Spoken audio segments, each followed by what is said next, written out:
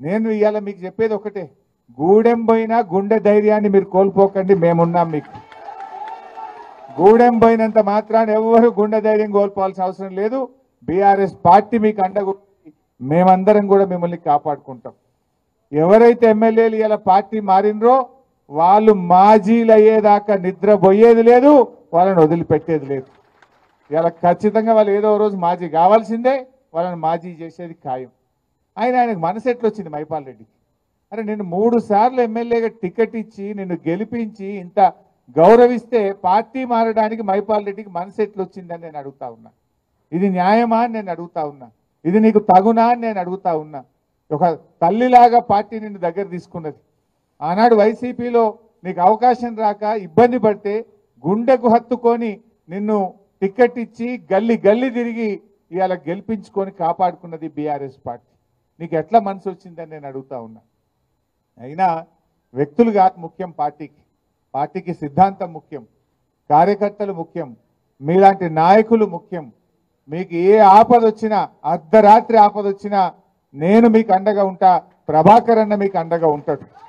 మనకు సీనియర్ నాయకులు మన గౌరవనీయులు భూపాలన్న కానీ, గౌరవనీయులు సత్యన్న కానీ, చాలా శంకరన్న కానీ ఎంతో అనుభవం ఉన్న నాయకులు మనకు ఉన్నారు. వీళ్ళందరూ కూడా మీకు నిలబడతారు. నేను కూడా ఎంత దూరం, నాకు సిద్దిపేట దూరం, పటాన్ చెరువు దగ్గర, నాకు పిలిస్తే అర్ధ గంటలు రాగలితే ఇక్కడికి, చాలా దగ్గరగా ఉంటాం.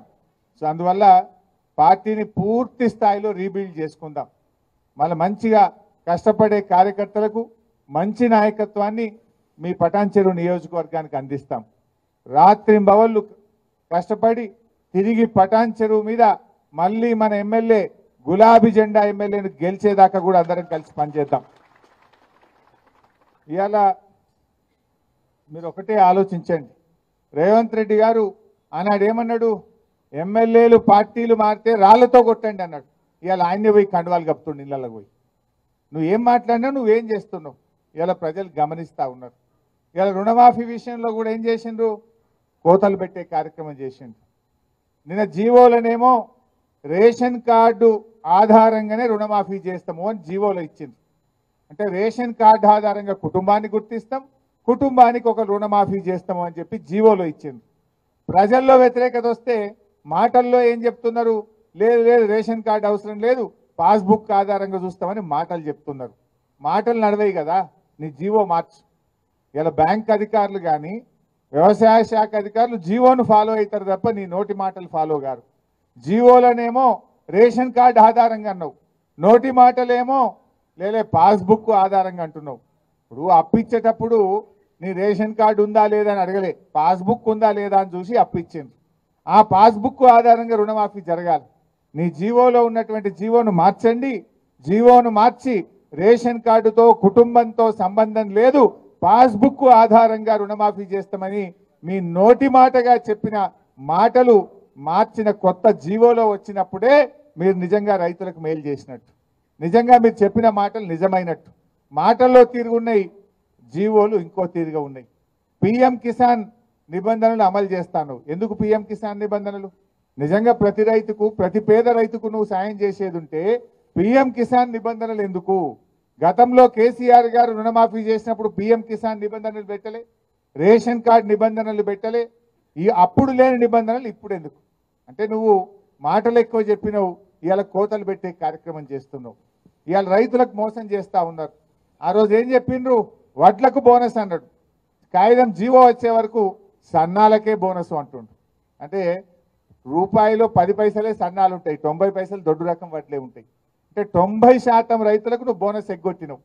ఇవాళ రుణమాఫీలో కూడా పిఎం కిసాన్ నిబంధనలు పెట్టి, రేషన్ కార్డు నిబంధనలు పెట్టి సగం మంది రైతులను ఎగ్గొట్టేటువంటి ప్రయత్నం చేస్తూ ఉన్నావు. ఇవాళ ప్రజలకు కూడా అర్థమవుతుంది, వీళ్ళు అన్ని అబద్ధాలు చెప్పిండ్రు, మాయ మాటలు చెప్పిండ్రు, మోసపూరిత మాటలు చెప్పిండ్రు అనే విషయాన్ని ప్రజలు కూడా గమనిస్తూ ఉన్నారు. వాళ్ళ ఆచరణలో పూర్తిగా ఫెయిల్ అయిపోతూ ఉన్నారు. తప్పకుండా భవిష్యత్తు మనదే ఉంటుంది. 600 రాబోయే రోజుల్లో మళ్ళీ ఈ రాష్ట్రంలో అధికారంలోకి వచ్చేది ఖచ్చితంగా బీఆర్ఎస్ ప్రభుత్వమే అధికారంలోకి వస్తుంది. ఇవాళ ఏ కార్యకర్తలు అయితే కష్టపడుతున్నారో, ఏ కార్యకర్తలు అయితే నిజాయితీగా పార్టీతో ఉన్నారో మీ అందరినీ కంటికి రెప్పలాగా కాపాడుకుంటాం. మీ అందరికీ మంచి గౌరవం దొరికే విధంగా నేను బాధ్యత తీసుకుంటా ఈ పటాన్చెరు నియోజకవర్గంలో అని మనవి చేస్తా ఉన్నా. మీరు ధైర్యంగా ఉండండి.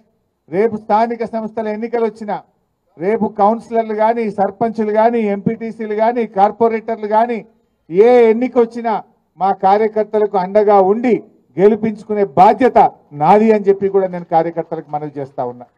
So be strong. ఖచ్చితంగా మీరు పార్టీతో ఉండండి.